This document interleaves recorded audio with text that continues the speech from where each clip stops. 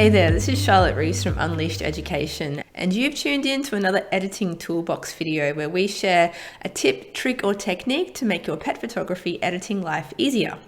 In this video, I'm going to be talking about best practices for cropping. Now, this is assuming that you're following my workflow. I'll link to the video above. So assuming you're editing your raw files in Lightroom and then taking them into Photoshop as a PSD or TIFF file for further editing, my biggest piece of advice here is don't crop the raw file. When you crop the raw file, you're throwing away parts of the image that you will never get back once you export it from Lightroom. So the big thing that you might need those edges of the image for are things like client products. So gallery wrap canvases, various other printed products like albums with different crops in them. As soon as you throw away the edges of the image once you crop, you then need to go back to the original raw file and re-edit your export to get those edges back. Now, while it might be really tempting to play around with cropping and straightening as you're editing the raw file, if you do it, just make sure, say you just, straighten the horizon here, which I know this desperately needs. If you do it, just make sure that once you've made all your other adjustments, you go back into the crop and click reset and export the full size of that raw file into Photoshop to do your edits there. Now, once you've exported your image to Photoshop and you've done all the little edits that you need to do in Photoshop, you can then apply some straightening if you need to. So with this one, what I would do is actually use a content aware crop to straighten this, so I'm not throwing away the edges of the image. So with a regular crop, I'm just pressing C on the keyboard, if I were to try and crop this in Lightroom, as you saw before, I would actually be losing the edges of the image. But the beauty of a content aware crop here in Photoshop, and we just need to make sure that content aware is ticked up here, you can actually crop outside the bounds of the image. So let me just straighten this horizon line and see how it's actually going to let me crop outside of the edge of the image. Now, what content aware will do is fill those edges in with content. So let's just press return on the keyboard here and see how it's just filled in those edges really, really nicely. Now, this is a great image to do it to because the edges of the image are pretty much just blur. So it's really easy for Photoshop to do that. So now we've got a nice straight image. You might be tempted to crop it here in Photoshop, but again, hold off, don't crop in Photoshop. Wait until you get the image back into Lightroom. So let's head back to Lightroom now and I'll explain why. Okay, we've got our fully edited PSD file back here loaded into Lightroom. As you can see, I may or may not have sneakily added a little rainbow from another image. So this is my final master file of this image. And this is when we're actually allowed to crop. So as you can see, I have straightened the image. When you compare that to the raw file, you'll see that the raw file is a little bit crooked. All I've done in Photoshop is straighten that using content aware because I didn't want to throw away these valuable edges of the image in case we needed to use them for something. Now, when it comes time to crop, you need to think about the purpose. Why are you cropping the image? What are you going to be using it for? Now, the awesome thing about cropping here back in Lightroom is it's non-destructive. So you can play around with different crops.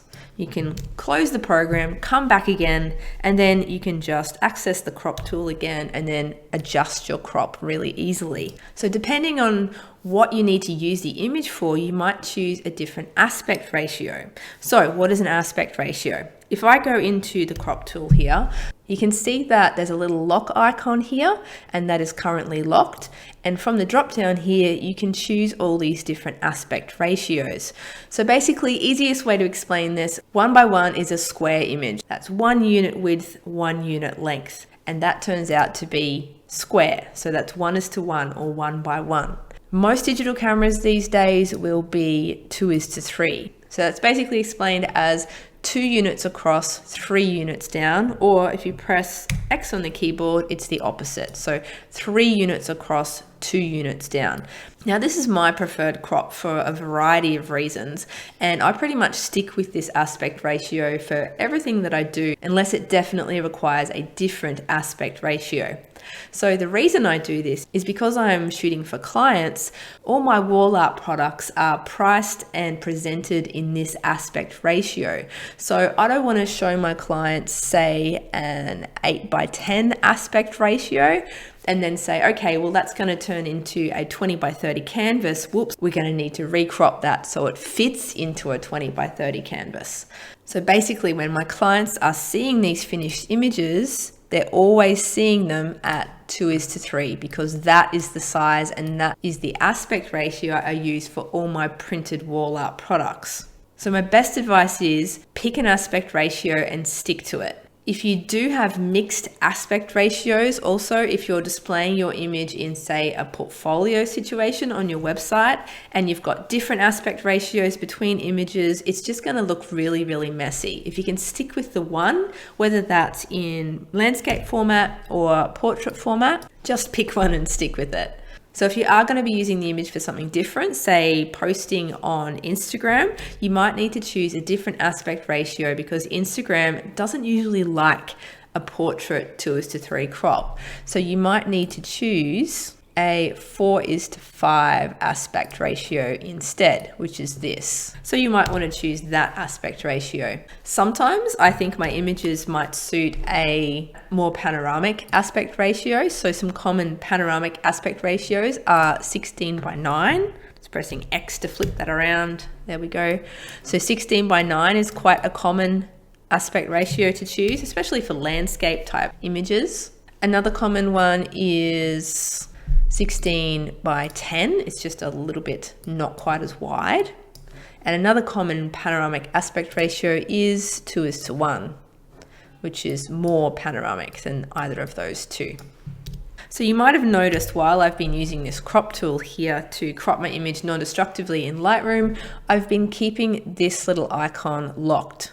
If you click on this little lock icon, it will unlock it and allow you to free crop. Now, I don't recommend free cropping. If you're free cropping, it becomes very difficult to make cropping decisions. And also the crop that you choose might not fit what you want to do with the image. It also comes back to the issue I mentioned previously about your work looking inconsistent if you're using different aspect ratios.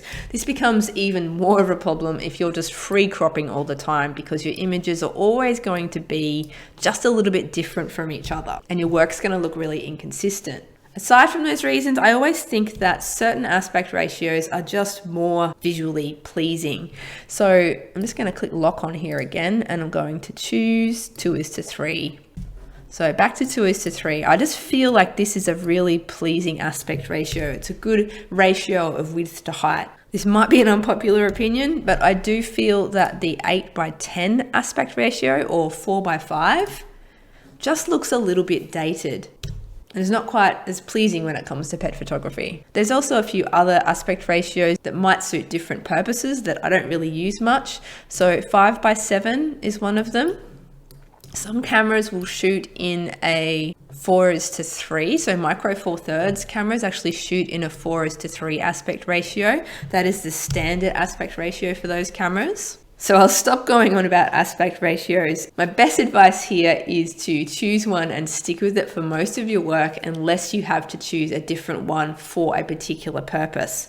The other big takeaways with this video is make sure you do not crop your image before leaving Lightroom and in Photoshop because you want to make all your cropping decisions non-destructive, and that's what you can do if you leave it till the very last thing that you do here in Lightroom. So I hope you've enjoyed this video and picked up some helpful tips for your workflow, especially for cropping and aspect ratios. If you've got any questions, please post them in the comments and I should get back to you. Thanks for watching.